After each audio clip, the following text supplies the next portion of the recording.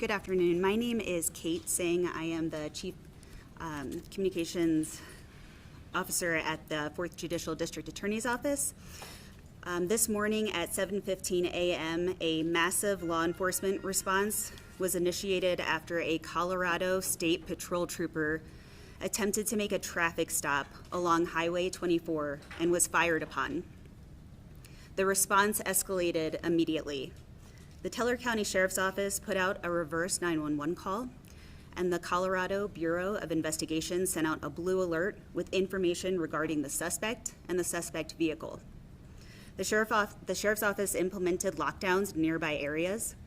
Then a homeowner in one of the lockdown neighborhoods noted that a contract worker on site at her house matched the description given by law enforcement. A family member of that homeowner contacted Teller County Dispatch. Teller County Sheriff's deputies responded to that home immediately. As they approached, the suspect began firing at them. One deputy returned fire, disabling the suspect.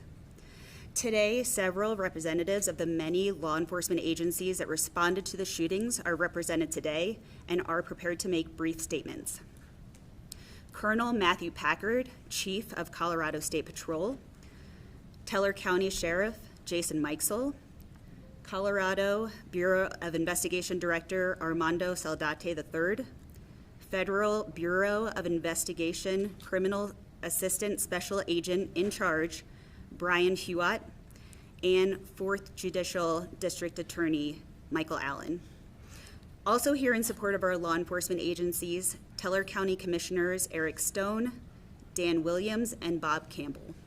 First to speak today is Colonel Packard. Thank you very much. Thank you all for being here again. My name is Colonel Matthew Packard. I serve as the Chief of the Colorado State Patrol. And I want to start first by saying thank you to so many people. The response today to Teller County in support of our 2 Colorado State Troopers was nothing short of tremendous. And to our partners in the law enforcement profession, from the text messages that we all got from friends far away, and importantly from the community here in Teller County that reached out and supported our members in the response. From the bottom of my heart, thank you so much. It means a lot to all of us that put this uniform on to know that we have the support that we do here. As was stated, about 7:15 this morning, a Colorado State Trooper initiated a traffic stop along Highway 24 in Piney Point. That vehicle pulled off into that subdivision, and right at the onset of that traffic stop, the driver of that vehicle opened fire on our trooper. Trooper had no opportunity to respond in that moment, and at this point we believe the suspect began to flee. The trooper was able to get back into his vehicle and put over the radio that he had been shot and that the suspect was fleeing. Our second Colorado State Trooper was in the immediate area and was able to arrive within minutes. And as he turned on to that same county road and started to go into the subdivision of that area, the suspect vehicle approached in the opposite direction, moving back towards Highway 24. And as the suspect vehicle was passing our trooper, he opened fire again and struck our trooper as he was in his car. It is with an extreme sense of relief that I tell you that both of our troopers are going to be okay. I'm not going to share their names today. I will tell you that one of them is a 15-year veteran who has spent a significant portion, if not all of his career here in this part of the state, and the second is a 10-year trooper. These are 2 men that have been doing this job for a long time, and quite frankly, I think they're really darn good at it. And it's by the grace of God that they will be okay here today. I will tell you again, the response that happened to this was remarkable. You never want to hear this call, but when it comes out, to know that we have friends and family all across that will be here. This is a difficult situation, but I will tell you this. If you shoot a Colorado State Trooper, the world is coming for you. And that's what happened today, and I'm grateful for that response. And with that, I will turn it over to our friend and partner from the Teller County Sheriff's Office, Sheriff Mikesell. Thank you. Good afternoon. I'm Sheriff Mikesell with the Teller County Sheriff's Office. So this morning we responded to assist Colorado State Patrol. We identified quickly that the suspect may still be in the area. We also identified the 2 subdivisions that we believe that suspect may have fled into after he went westbound on Highway 24. We locked down those subdivisions. We put out to the public through our reverse 911 system, because we have a great 911 system here in Teller County. And we also released the photos of the possible suspect vehicle out through our Facebook. At 9:24, we received the tip that the vehicle and the person may have been located within the community. Unfortunately, there's a lot of blue Subarus in the world, right? So as the deputies responded 1 minute afterwards, because we had deputies searching the area as a tactical team members, running 2-man units in the attempt to locate the vehicle because we knew it was a dangerous situation. At 9:25, they located the vehicle and the suspect. At 9:26, 2 minutes after the initial report to us, the suspect ambushed my deputies. At that point, the deputies returned fire, striking the subject. And I'm going to caveat that a little bit also. In Colorado, we have very good law enforcement officers. And I will tell you, to attempt to ambush and take the life of my deputy, the party was struck multiple times. Our deputies are well trained, and we will not allow someone in this county to ever attempt to take the lives of a deputy in this county. So I'm going to turn this over to Colorado Bureau of Investigation, Armando Saldate. Thank you, Armando.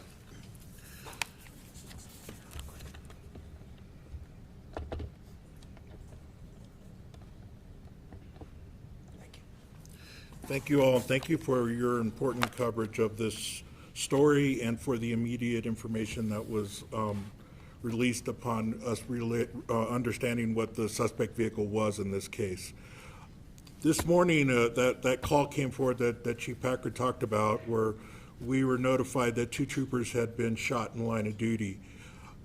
I immediately directed all CBI Front Range personnel to respond to the scene to assist. So we had agents coming from Denver, from Pueblo, from all over, and all our resources were assisting. One of those resources we put forward immediately was our alert system. Our analyst that runs our alert system reached out to CSP. We got the suspect information, the vehicle information, and pictures, and that was put out in a blue alert. That was put out to this Teller County and adjacent counties immediately. And thankfully, we did that. That was fruitful in the efforts, as the sheriff described, of locating the vehicle, the suspect vehicle, and the suspect. The CBI, once upon arrival, we assisted in that early manhunt, but then we took over as the investigative lead for all the incidents that arose today, from the initial firing of the shots by the suspect at the state troopers to the officer-involved shooting with the Teller County deputy. I want to reiterate, the scenes right now are pretty big, as you've seen, as your camera coverages have seen the scenes that are here. I appreciate everyone's patience as we process the scene, especially in this weather. We're doing our best to get through them to make sure that we collect all the necessary evidence for the investigation. And this investigation will look at who the suspect was, identify motive, and then identify, the officer-involved shooting and the actions that took place after that. We will then turn over our investigation and we'll work closely with the judicial district, 4 judicial districts, District Attorney Michael Allen. And I'll pass it on now to our partners at the FBI, Assistant Special Agent in charge of the FBI Denver Criminal Division, Brian Hewitt.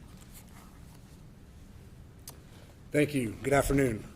My name is Brian Hewitt. I'm the Assistant Special Agent in charge of FBI Denver here. I want to take a second to acknowledge all the partners that are here standing behind me and those that are currently out on the street right now working the crime scene and that responded to this. This was a mass response to law enforcement of troopers that were shot. We're always going to respond. We're always here to support our partners no matter what it is, at a moment's notice, whether it's from our cars or from our homes in the early morning hours, it doesn't matter.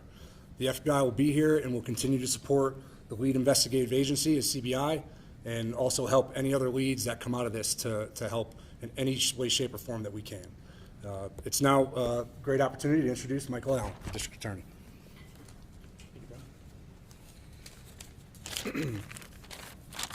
This morning at about 8:20 a.m., the DA's office was notified of 2 state troopers who were shot here in Teller County, which is, I can just tell you, some of the worst news that you can get as a district attorney of a big judicial district like the 4th Judicial District. We stand shoulder to shoulder with our law enforcement here in the 4th Judicial District, and any violent action taken against our law enforcement we take very seriously. It is by the grace of God that all law enforcement involved in today's activity are safe and will recover. And I would include also our community members here in Teller County are also all safe. And that is a testament to our law enforcement response here in the 4th Judicial District. When the call came in that these troopers had been fired upon, law enforcement from around the state of Colorado responded very rapidly and with a determination to find the suspect and bring this thing to a peaceful conclusion, and that's what happened here today. As is common with these types of investigations, there will be obviously the criminal investigation from the initial response with the 2 state troopers that were shot in that initial encounter, and then the ultimate officer-involved shooting that occurred with the Teller County Sheriff's Office response sometime after that initial shooting. That investigation, as we learned, will be conducted by the Colorado Bureau of Investigation. They will oversee the investigation of the ultimate criminal activity, which will include more than what occurred here in Teller County, and then also the officer-involved shooting portion of that. When they conclude their investigation in cooperation with my office, they will turn it over to us, and then we will review that investigation to determine, are there any other suspects that would potentially be charged with any criminal activity? We will look at all of the officers involved to see if what their actions portend for whether they were justified shootings or not. In all likelihood, based on what you know now, you can guess where that's going to go. But it's important that we have a fair and thorough investigation. As our FBI partner mentioned, there was a huge response from law enforcement from around Colorado, and I just want to call these folks out because without this cooperation and collaboration, we can't do what we do in law enforcement, and that is a hallmark of how we do things here in the 4th Judicial District. We work in close cooperation and collaboration on all criminal cases, but especially ones of this magnitude.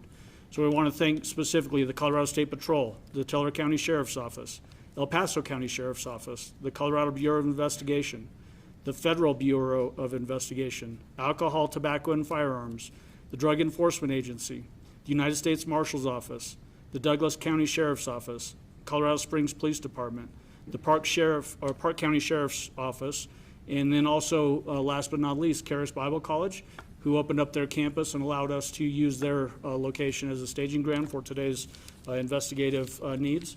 And then as Director Soldate mentioned, we have people out in the field right now working on this investigation, collecting evidence. Please respect that process and please don't get in the way. With that, we would potentially open it up for any questions. Kate? Yeah. What condition is the suspect in? Is he still alive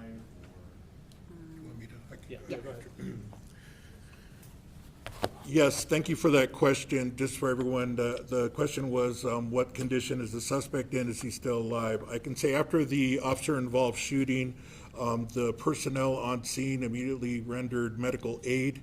Ambulance was called in to transport the subject. The subject was transported to an area hospital where at noon today he was pronounced dead.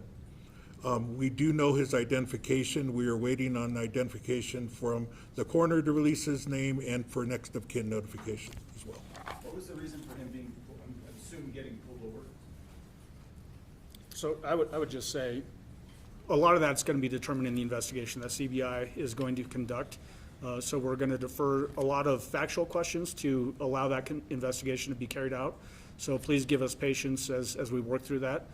I know that there's a big thirst for information early on in these instances, but we do also need to protect the process and make sure that we have a thorough investigation that's both fair and accurate. So we're going to probably defer on most of those types of questions. Follow-up to that Yeah. is when you made your initial, or Kate made the initial statement. Yeah. She said he was a construction worker at that house, or he acted like a construction worker at that house? So the initial information is that he was performing some general contracting work for a homeowner. Do we know if this person has any criminal history?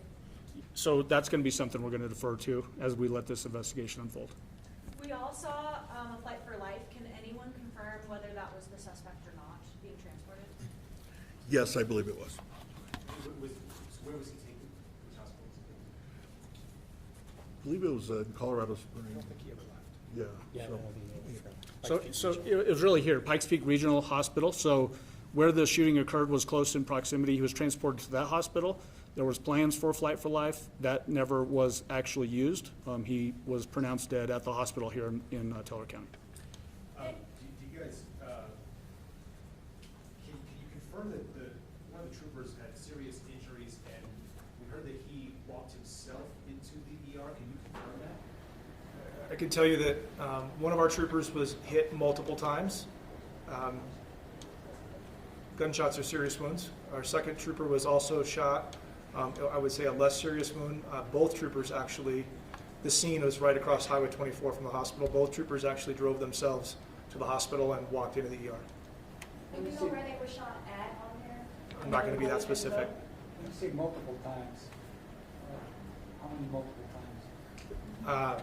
I'm going to defer on specifics to that too. How significant was it that the hospital was that close? I mean, how fortunate, or how would you, like, if they had to go any further?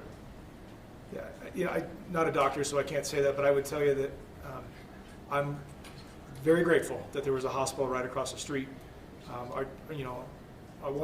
As been said, one of our troopers was more seriously injured, but he was also able to drive himself in there. So as he was able to walk into the ER and he got the top level medical care from a wonderful hospital as quick as that possibly could occur. So it certainly made the situation better. Are there any troopers that are being treated at Memorial St. Paul, Colorado Springs? Go ahead. I'm not going to tell you what hospital they're at. There is still a trooper being treated. And if I could just throw in, based on that last question, it's worth noting that when somebody engages in violent behavior like what we've witnessed here today, our men and women in law enforcement don't hesitate to respond and run towards that danger and do all of these things and put their lives in jeopardy for all of us. And that's certainly what happened with the two State Patrol troopers this morning. When they were met with gunfire, they acted heroically. Luckily, they were close to a hospital, so they could be treated very quickly. But that is the hallmark of Colorado law enforcement and federal law enforcement, that they will willingly run towards danger, even if it's deadly danger like what we saw here today. So can't say it enough how appreciative I am of their efforts and their willingness to put themselves in the line of fire like what we saw here today. And that's the same thing for our Teller County folks as well that responded and helped out here and obviously came under gunfire as well. Mr. Allen, So- with respect to the things that you said that you can't and will not comment about, is there anything that you can tell us about why the situation escalated to where it did? He's a contract worker. He wouldn't. One wouldn't think that it would escalate this quickly on a traffic stop. So, is there anything you can tell us about why this escalated so quickly? Yeah. Yeah, just a second. So one thing I'm going to say is that a lot of what you're asking about is going to be determined through the course of the investigation. The why is always one of those questions that gets answered later in an investigation. You don't always have the ability to get into somebody's mind as to why they reacted in a certain way to police contact. So we can't really get into that right now. So even though I appreciate the question, and then we'll just leave it to the investigation. I know Sheriff wants to add something too. Yeah, I know there's a lot of questions about criminal histories that we can't talk about, right? And there's a lot of questions about why somebody did this. But I want you to understand something. These deputies and officers were heroic in everything they did. They were ambushed the first time. And I want you to think about something. They were ambushed a second time. And then we had another ambush on an officer. Look, I can't say enough at how heroic those deputies are because we don't know what this subject would have done afterwards. He was put down in a gunfight where he was attempting to kill one of my deputies. So quite honestly, I really don't have any sympathy for anybody at this point. This person actively tried to murder 3 different law enforcement officers in 3 different engagements within about a mile and a half apart. That's a big deal for any law enforcement organizations across the state to deal with. The fortunate piece to it is the amount of education and training we put into our officers in this state to be able to survive these types of engagements and to be able to deal with those things, still attempting to save someone's life that's tried to take our lives, still attempting to do the proper investigations and do the right thing. So I will tell you that these types of engagements, my deputies were heroic in the fact that they were able to put down a suspect that was attempting to murder people all day. So thank you. Can you guys clarify, a lot happened today, a lot of agencies were involved. Can you guys give us like a pinpoint of when it turned over to the federal investigators will get involved as well? How is the federal investigators involved? Yeah, so I can answer that. So when events happen like this, no matter what, we're going to respond. So the call came out to us very early. We have the same radio channels as our partners do. Once that call came out, we immediately started heading north up here from Colorado Springs, which is where we're based out of. So it's not a matter of if, it's a matter of when we're going to be there, right, which is almost immediate. So that's how we got involved. Irrespective of criminal history, was he known to law enforcement? Yeah, we're going to defer on that also. Hopefully we can answer that in the investigation. Give us some time to do that. We've got to do some things per Colorado statute before we can release that type of information, but it will certainly be released at some point. Can you update the condition of the fallen troopers, or the injured troopers? What is their current condition, are you allowed to say? I can tell you one of those troopers, he's no longer being treated, and the second trooper is still being treated. Thank you. Just wanted to clarify the 3 ambushes. So there was the first ambush when that initial traffic stop happened, and then the second ambush was within that same, or did it come back around?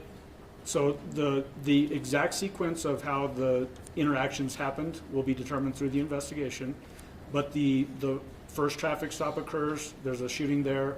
Within a short amount of time, there's the second shooting, and then a little bit more of an extended period of time passes before there's a shooting that involves Teller County Sheriff's Office. Beyond that, for today, we're going to defer because we need to protect the investigation, make sure we have a fair process.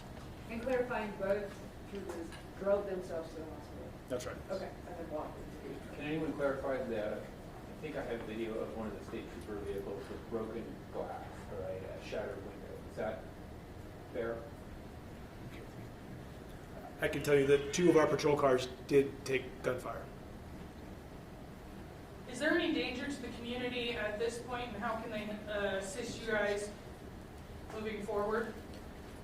Well, the suspect is no longer alive. At this time, there is not anything that I believe that the community needs to be worried about. I will say this, though, about our community. The response level from throughout the community once they received the information was amazing. We started receiving tips immediately upon putting things out. And I will tell you, law enforcement, we can't do our jobs without really the input of our communities and how much they support law enforcement within our local areas. So I just want to say thank you to our community. We couldn't have done it without you. Body cameras, That'll be part of the investigation do they review. run them or not? Yeah, everybody, local, state, law enforcement is equipped with body-worn camera. I know you said immediately. Do you know what the time frame was between that alert, I think when we got done in Springs, what had happened? How long after that alert goes out did you start? Like, was it a matter of minutes, seconds, couple minutes, 5 minutes? Like, Yeah, I think I know what you're saying. So what happened was we put out the response, Colorado State Patrol put out a response. We immediately set up a tip line and then people to run down those tips within our dispatch center through our E911 processes. That's where the success came in identifying where this was at. The initial call came to us at 9:24. Deputies arrived on scene at 9:25, and then the shooting occurred at 9:26. So 3-minute response to the time of the engagement, right? So I'll be quite honest, you don't see that very often in law enforcement. For a tip to be given, we arrive on scene, we then identify the subject, and then what happens, happens. Can we get any idea about the ambush? You used the word ambush a number of times. Yeah, we can't give you that information. That's all part of the investigation. Do you have any rough number of the total amount of law enforcement agents who responded to the call? I don't have a rough number. I can tell you this, it was a sea of blue today. Everywhere I looked, we had partners that were assisting. It was an amazing response. I've never seen this type of a response before, and I just tell you, all of our partners, I'm amazed, shocked, and I just love all of them for all that they did. Where does this rank, in this community, where does this rank in terms of incidents? Is it unusual? Is it like once in a lifetime kind of thing? Well, it's definitely not once in a lifetime, man. We've had a pretty storied history in this county as to major events occurring. I will tell you, I think that it's a misconception in any community, nothing can happen to you where you're at, right? I think nowadays we see this as it happens everywhere. There is no safe spot for a law enforcement agent to do his job. And in this state at this time, we have those things happening. All states do, right? So it was an occurrence today. Could there be occurrences tomorrow? Sure. I would tell you that I think this happens throughout all of Colorado. How did it make you feel seeing that sea of blue and knowing that the thin blue line isn't just a saying, it's a family? Well, I have 30 years in this career, and I will tell you, it always amazes me that when our partners come to help us, especially when you believe that you may lose a deputy or something's going to happen. So you can't really, it's hard for me to even talk about that type of a response, right? I get all teared up. I'm getting old enough now that it does cause that. But I will tell you, I couldn't ask for better partners and support through our community, and especially you guys also as our media. You guys were immediate. You put out great information, and that's what helps us locate people. I think everyone can appreciate that there are going to be questions that remain from community members about the events of today and the response that ensued, and we appreciate that. We also have to protect the integrity of the ensuing investigation, and that's the most important thing right now. So I think we're going to close questions for today, and any further updates will be released once the OIS report is finalized from the District Attorney's Office. Thank you so much.